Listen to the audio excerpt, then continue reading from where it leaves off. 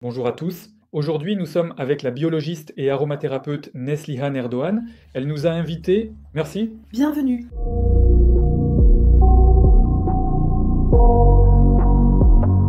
À quoi faire attention avec ces huiles aromatiques? Le nom latin de la plante doit d'abord être inscrit sur le produit. Les techniques d'extraction doivent être indiquées sur l'étiquette. Ils ont des certificats. Il y a aussi des rapports d'analyse. On peut le reconnaître à son odeur forte et tranchante. Avec l'huile de rose, il n'est pas possible de vendre l'huile essentielle d'orange à des prix similaires. On obtient 1 kg d'huile de rose à partir de 4 tonnes. Le Palo Santo, c'est un arbre sacré qui passe par Timsed. C'est un morceau de bois. Dans Damani chrysalinure, ce type d'énergie négative est ce que nous appelons holistique. Donc il a aussi un effet physiologique. Ils ont aussi des caractéristiques spirituelles, à la fois mentales et énergétiques.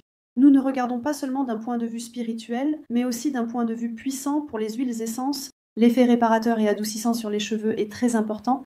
Que allons-nous faire? Nous pouvons mélanger une huile fixe adaptée pour l'utiliser comme huile de soin pour les cheveux, mais si nous préparons par exemple un sérum pour le soin de la peau, cela nécessite bien sûr une formule. Nous pouvons l'utiliser. Ces huiles peuvent-elles causer allergie? Il est certain que nous devons l'utiliser avec une huile porteuse. Il y a des diffuseurs à eau comme ça. Ils fonctionnent généralement de manière ultrasonique. Vous l'installez dans l'huile essentielle. Cet appareil est vraiment très spécial. Nous l'installons dans l'appareil. Il prend, et au niveau atomique, en séparant ces molécules, nous pouvons l'utiliser à tout moment, sans qu'il ne soit altéré d'aucune manière, comme vous l'avez mentionné tout à l'heure, sans être exposé à l'oxydation, même avec une très petite quantité. Quel produit devrais-je utiliser? En quelle quantité vais-je l'utiliser? Et les cristaux? Que vais-je utiliser? Et les cristaux? Maintenant, les cristaux sont en fait généralement des composés de silicium. Et le silicium, il y en a dans les puces, dans les téléphones portables, dans les ordinateurs, partout. S'il y a des cristaux beaucoup, Donc le silicium est en fait quelque chose qui retient l'énergie, quelque chose qui a une mémoire. Dans une toute petite puce, voire grâce à la nanotechnologie, on peut stocker des centaines, voire des milliers de pages d'informations. On peut stocker des données. C'est ainsi que nous profitons de ces cristaux. Il y a peut-être des huiles qui fonctionnent de manière énergétique. nous avons dit l'âme des plantes, n'est-ce pas? Ils travaillent tous les deux dans une belle synergie et nous obtenons de bons résultats. Ça s'adresse aussi à l'œil. Par exemple, regarde, c'est du lapis lazuli, n'est-ce pas? Le lapis lazuli était également utilisé dans l'ancienne Égypte.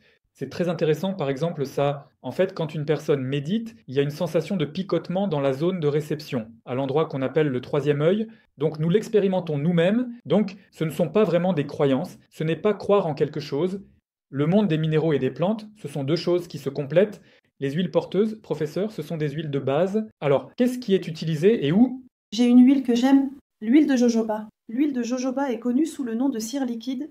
Il n'y a pas de date de péremption et elle a encore une très belle caractéristique. C'est une huile qui est très proche du pH de la peau humaine.